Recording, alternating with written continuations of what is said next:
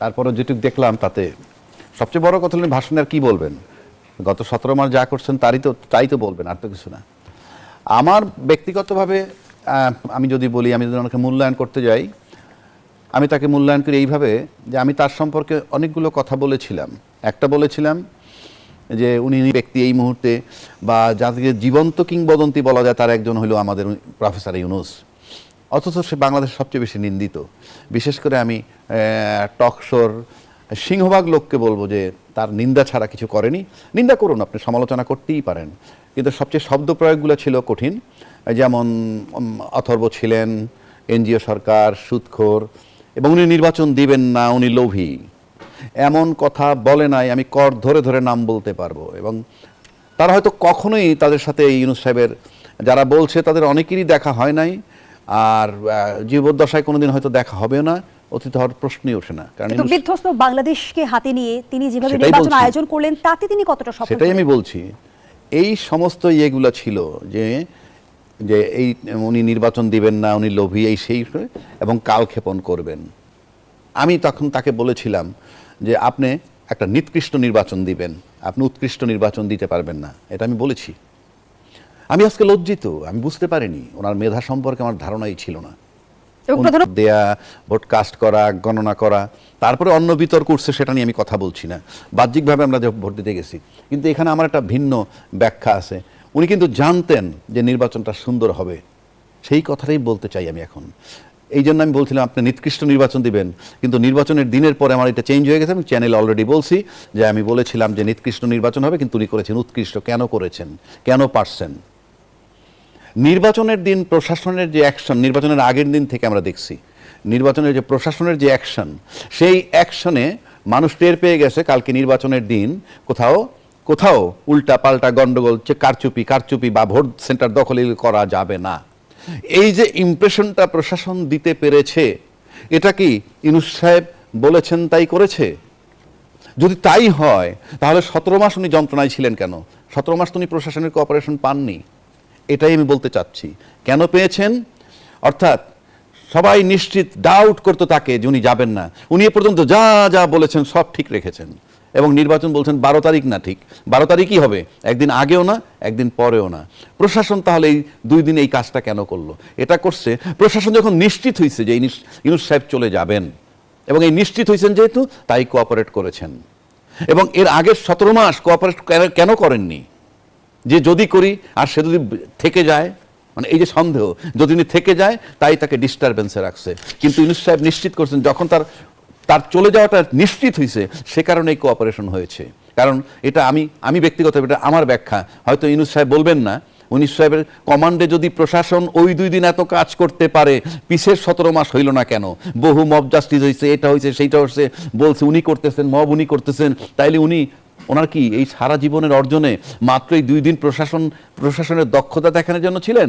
না, উনি জানতেন যে আমার অপসারণ যখন নিশ্চিত হবে, সুনিশ্চিত হবে, ঠিক সেই দিন আমি কোঅপারেশন পাবো প্রশাসনের। তাই সে বলেছিল যে আমি সর্বশ্রেষ্ঠ একটা সুন্দর নির্বাচন উপহার দিব। এটা উনি জানতেন যে নির্বাচনের সময় আমার কোঅপারেট এই জন্য করবে আমার যাওয়া নিশ্চিত বলে। অসংখ্য ধন্যবাদ জানাচ্ছি অ্যাডভোকেট আবু হেনা রাজ্জাকী, অধ্যাপক ডক্টর মাফরুহিত। সে যে এটা তৈরি করলো এই কয়দিনে, এই 18 মাসে যে নিদর্শন তৈরি করলো, যেটা একটু আগে বলছি এখনো বলছি, তবু ধারাবাহিক কয়েকটা কথা বলি। যেমন উনি ক্ষমতা ছাড়বেন না, উনি নির্বাচন দিবেন না, উনি -4 ফর্মুলা নিয়ে ব্যস্ত আছেন, তারেক রহমান সাহেবকে উনি দেশে আসতে দিবেন না, তারপরে সুষ্ঠু নির্বাচন করার ক্ষমতা ওনার নাই, ইত্যাদি ইত্যাদি নানান অভিযোগ ছিল। এবং উনি কিন্তু এস্টাবলিশ করে দিলেন যে ইয়েস, উনি যে বর্ডার লাইন দিয়েছেন সেই লাইন মতো উনি চলে যাচ্ছেন। এবং এই যে যাওয়ার কত সুন্দর একটা ব্যবস্থা করে যাচ্ছেন, একটা ভালো নির্বাচন দিয়ে এবং সম্পূর্ণ শান্তিপূর্ণ অবস্থায় ক্ষমতাটা হস্তান্তর, এখান থেকে একটা লেসন নেওয়া উচিত। 1, 2, তার সবচেয়ে বড় সাকসেস হইল এই যে আপনি বাংলাদেশে এই প্রথম কোনো সরকার ক্ষমতা নেওয়ার আগে 1000-এর উপরে ডেড বডি ছিল, 30,000-এর বেশি আহত হয়েছিল, ক্ষতি পালাই গেছিল বাইতুল মোকাররমের, বাংলাদেশ ব্যাংকের গভর্নর পলাতক হয়ে গেল, বিচারপতিরা চলে গেছে, পুলিশ অফিসার চলে গেছে। তারপরেও উনি এই মতো অবস্থায় এই 18 মাসের মধ্যে 100% রাজনীতিবিদ এবং প্রশাসনের কোঅপারেশন ছাড়া এই যে $29 বিলিয়ন রিজার্ভ রাখা, প্লাস ব্যাংকগুলো দেউলিয়া হয় নাই, এবং গণতান্ত্রিক ধারা যে অব্যাহত, মানে যে সূত্রটা করে গেলেন, সূত্রপাতটা করে গেলেন ভঙ্গুর অবস্থার মধ্যে, এখন বলতে পারেন কোনো সংস্কারই করতে পারেন, ইয়েস পারেন নাই, কারণ সেটার দায় ওনাকে দেওয়া যাবে না। উনি তো 8 মাস বাংলাদেশের রাজনীতিবিদদের সাথে বসছেন। ওনারা যদি ঐক্যমত হইতে পারতো আজকে গণভোট পর্যন্ত আমাদের যাওয়া লাগতো না। সেটার দায় রাজনীতিবিদদের, তারাই গণভোটে পাঠিয়েছে। প্রধান উপদেষ্টা কিন্তু আজ বলেছেন জুলাই সনদ ও সাংবিধানিক পরিবর্তনের গণভোটকে ঐতিহাসিক হিসেবে আখ্যা করেছেন তিনি। সেই জায়গা থেকে জানতে চাই এই পরিবর্তনগুলো আসলে বাস্তবিক ক্ষমতার ভারসাম্য নিশ্চিত করতে পারবে কিনা। আপনি যদি ফলো করেন, আপনি যদি পরিবর্তন চান, আপনি যদি ক্ষমতা কুক্ষিগত করতে না চান, এবং আপনি যদি মনে করেন দেশটাকে গড়বেন, আপনি যদি ক্ষমতার জন্য লোভী না হন, তাইলে গণভোটের ভিতরে যে বিষয়গুলো আছে, সেই 84টা সংস্কার এখানে ঢুকানো হয়েছে, সে দলমত নির্বিশেষে যদি আমরা মেনে যাই, আমি আমার দেশের কোনো ক্ষতি দেখি না এক রাজনীতিবিদদের ক্ষতি হওয়া ছাড়া। অর্থাৎ তারা ক্ষমতা কুক্ষিগত করতে পারবে না, তারা তাদের মনমতো ক্ষমতায় থাকতে পারবে না, তারা তাদের এইটা চিন্তা করলে আপনি এটা করবেন না। কিন্তু আপনি জনগণ, দেশ চিন্তা করেন, এক্সটার্নাল বললাম না। একটু পিছনে ফিরে তাকাই অ্যাডভোকেট আবু হেনা রাজ্জাক, আমরা তো দেখেছি অন্তর্বর্তী সরকার অরাজনৈতিক সরকার, দল নিরপেক্ষ সরকার, তারপর আমরা দেখেছি বারবার কিন্তু রাজনৈতিক বিতর্কের মুখোমুখি হয়েছেন তিনি। তার নিরপেক্ষতা নিয়ে প্রশ্ন উঠেছে, বিভিন্ন অভিযোগ করেছে রাজনৈতিক দলের সদস্যরাই। আপনি যখন সে আসার পরে, আমার ব্যক্তিগত মূল্যায়ন বলছি এটা, উনি যখন আসলেন ওনার কোনো রাজনৈতিক দল নাই, কিচ্ছু নাই। ধারণা ছিল যে উনি খুব দ্রুত সময়ের মধ্যে নির্বাচন দিয়ে চলে যাবেন, ধারণা করেছিল, কিন্তু ওনার ম্যান্ডেট সেটা ছিল না। উনি ছিলেন অন্তর্বর্তীকালীন সরকার। বারবার বলছি, এখনো বলছি, একটা সরকার চলে যাবে আর একটা নতুন সরকার আসবে, মাঝখানের টাইমটা অন্তর্বর্তীকালীন সরকার, একটা পূর্ণাঙ্গ সরকার, সে তাকে আপনি কিচ্ছু করতে পারবেন না, সে সমস্ত কাজ করবে। এখন যারা মনে করেছিল যে ইনি ব্যর্থ হবেন, খুব দ্রুত নির্বাচন দিয়ে যেতে বাধ্য হবেন, সে কারণে সে তার যে সিদ্ধান্তগুলো থেকে সরেন নাই, কিন্তু রাজনীতিবিদরা মনে করছিল যে ইয়েস উনি সরে যাবেন, কিন্তু আস্তে আস্তে দেখলেন যে না। ফলে কি হয়েছে, আপনি সংস্কার করতে না পারেন কি পারেন না, এটা যে যেভাবে বলছে ঠিক সেইভাবে খালি নির্বাচনটারই আমরা খুব ত্বরান্বিত করেছি। আমি নির্বাচন চাওয়াটাকে কখনোই অপরাধ মনে করি না। এই যে আজকে নির্বাচন হয়ে গেছে, কিন্তু আমরা এত বেশি নির্বাচন করতে করতে যেখানে আসছি, আমার কাছে মনে হয় উনি কিছুই ঠিক রাখতে পারেননি। জুলাই সনদে আমরা দেখেছি ত্রয়োদশ সংসদকে দ্বৈত ক্ষমতা দেওয়া হয়েছে, অর্থাৎ 180 দিন আগামী সংসদ সংবিধান সংস্কার পরিষদ হিসেবে কাজ করবে। যদিও বিএনপি বিষয়ে বলছে যে বিদ্যমান সংবিধানে সংবিধান সংস্কার পরিষদ বলে কিছু নেই। বিএনপি স্থায়ী কমিটির সদস্য সালাউদ্দিন আহমদ বলেছেন, এটা যদি সংবিধানে ধারণ হয়, সেই মর্মের সংশোধন হয় এবং সেই শপথ পরিচালনার জন্য সংবিধানের 3য় তফসিলে ফর্ম হয়, কে শপথ পাঠ করাবেন সেটি নির্ধারিত হয়, তারপরে হলে হতে পারে। তাহলে কি সংবিধান সংস্কার পরিষদ গঠন নিয়ে সংশয় তৈরি হলো? ভাই এটা আমি কি বলবো বলেন, আপনি যদি গণভোট, যখন জনগণের রায় গণভোট হয়ে গেল এবং গণভোটটা পাশ করছে কে, জনাব তারেক রহমান সাহেব যখন বলছেন হাতে ভোট দিন, তারপরে সে বিপুল ভোটে গণভোটটায় জয়লাভ করলো। এখন সেই গণভোটের আলোকে আপনাকে সংবিধানটা সংস্কার করতে হবে। এখন সংস্কার করতে গেলে আপনাদের সংস্কার পরিষদ হিসাবে ওত নিতে হবে। এখন কোনটা আগে করবেন? যদি সংসদ সদস্য হিসাবে আপনি ওত নিয়ে নেন, তাহলে রাষ্ট্র পরিচালনা করবেন কিভাবে? আগের সংবিধানে তো ফেব্রুয়ারি 2026-এ নির্বাচনই নাই। আগের সংবিধানটা দেখলে তো ফেব্রুয়ারি 2026-এ কোনোভাবে নির্বাচন হতে পারে না। এখন কি হচ্ছে, নির্বাচন হয়ে গেল, পার্লামেন্ট বসবো, চালাবো, চলতে থাকবে, এছাড়া তো আমি কিছু দেখি না। জাস্ট আমরা অনিয়মে আছি। আপনি বলেন না ফেব্রুয়ারি 2026-এ যে নির্বাচনটা হইলো, এটা এই যে সংবিধানটার কথা বলা, তাতে কি সংবিধানে 2026-এ কোনোভাবে নির্বাচন আসে? হয় 2029-এ আসবে, আর নয়তো সংসদ ভেঙে যাওয়ার পর পরবর্তী 90 দিনের মধ্যে, নয়তো আরও 90 দিনের মধ্যে, 180 দিনের মধ্যে আসার কথা। আসছে ফেব্রুয়ারি 2026-এ, এটা কোন সংবিধানে আসলো? এখন ভাই নির্বাচন হয়ে গেছে, যাবেন পার্লামেন্টে, কি করবেন না করবেন, 2/3 মেজরিটি চালাবেন, শুরু করলাম, ব্যাস শেষ। আমার কাছে ব্যক্তিগতভাবে আমার কাছে এইটাই মনে হয়। তা নইলে আপনাকে এটা আইনি রূপান্তরিত গণভোটের আলোকে একটা সংস্কার করতে হবে। সেই সংস্কার করে তারপরে পরিচালনা শুরু করবেন। আপনি এটা শুরু করবেন কিভাবে আমি ঠিক জানি না, আমার মাথায় আসে না। একইভাবে আমরা দেখেছি যে জুলাই সনদে উচ্চ কক্ষের বিষয়ে গঠন প্রক্রিয়া নির্ধারিত করা আছে, কিভাবে হবে এটা তো সেখানে কিন্তু আবার বিএনপি নোট অফ ডিসেন্টও আছে। তাহলে কোন প্রক্রিয়া? সেটাই তো বলতেছি, গণভোটের ভিতরে উচ্চ কক্ষ নিম্ন কক্ষ আছে। গণভোটের যে সংস্কার, আবার ওইদিকে তাদের ইশতেহারে উচ্চ কক্ষ নিম্ন কক্ষ আছে। উচ্চ কক্ষ বানাইতে সবাই আগ্রহী, তাতে দ্বিমত নাই। দ্বিমত হলে কোথায়, গণভোটের যে আলোক সেই আলোকে হবে নাকি ইশতেহারের আলোকে হবে? ইশতেহার তো দলীয়, গণভোট তো সারা দেশের জনগণের। সারা গণভোটের ভিতরে যে সংস্কারের যেহেতু কথা বলা বিএনপি আছে, সেই প্রস্তাবে সুনির্দিষ্টভাবে নোট অফ ডিসেন্ট দিয়েছে, তাহলে কি বিএনপি বাধ্য থাকবে? আপনি যখন গণভোট হয়ে গেল, ন্যায় অন্যায় হিসাব নিকাশ পরের কথা, আপনারা তো ঐক্যমত্য হইতে পারলেন না বিধেই তো গণভোটে গেলাম। গণভোটে তো হা আর না হয়েছে, আর তো কিছু হয় নাই। হা আর না হইলে হা জয়যুক্ত হয়েছে, এবং সেক্ষেত্রে আপনি নোট অফ ডিসেন্ট তো গণভোটের পর আর থাকবে না, আপনি গণভোটের পর এটা থাকবে না। এখন আপনি যদি বলেন থাকতে পারে, কারণ আপনার তো কারোর উপরে নির্ভর করতে হচ্ছে না।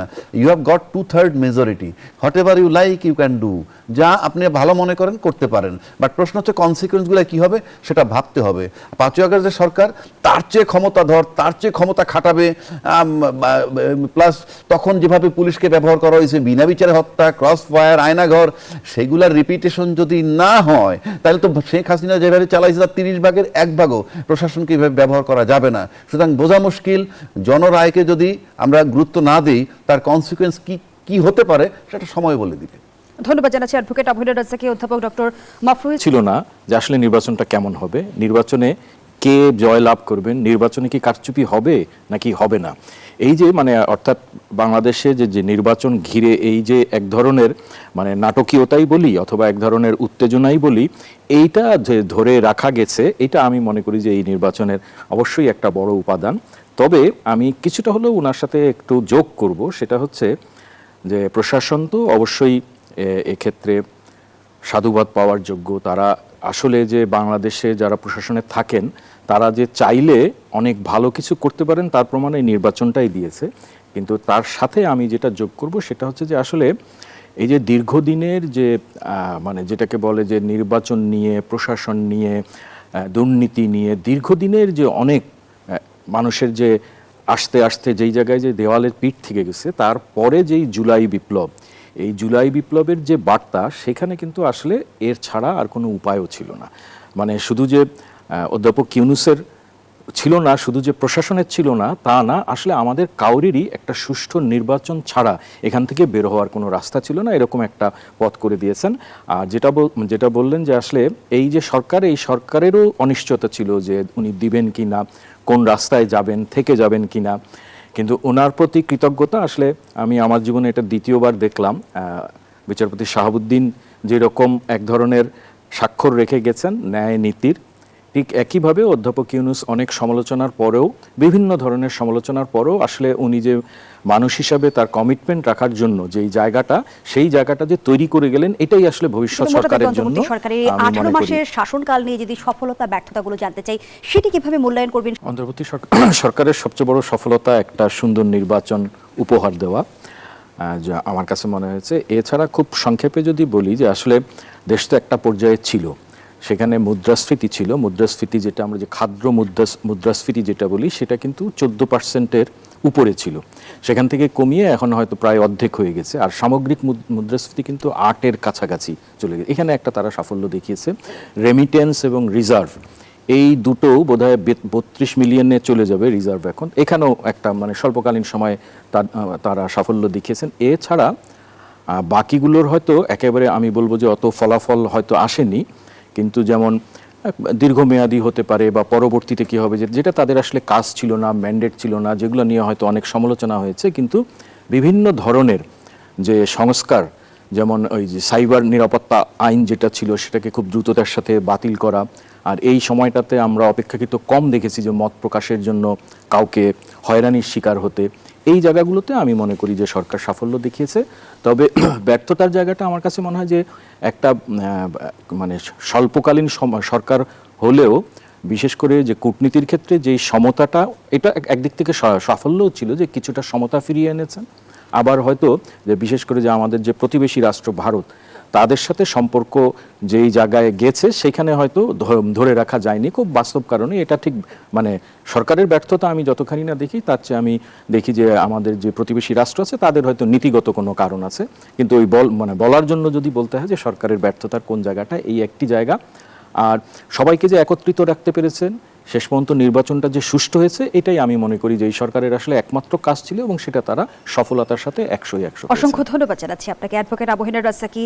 অন্তর্বর্তী সরকারের এই 18 মাসের শাসনকাল কি ভবিষ্যৎ অন্তর্বর্তী সরকারের ব্যবস্থাপনার ক্ষেত্রে যদি আমরা মানদণ্ড নির্বাচন করতে চাই, মানদণ্ড হয়ে থাকতে পারবে?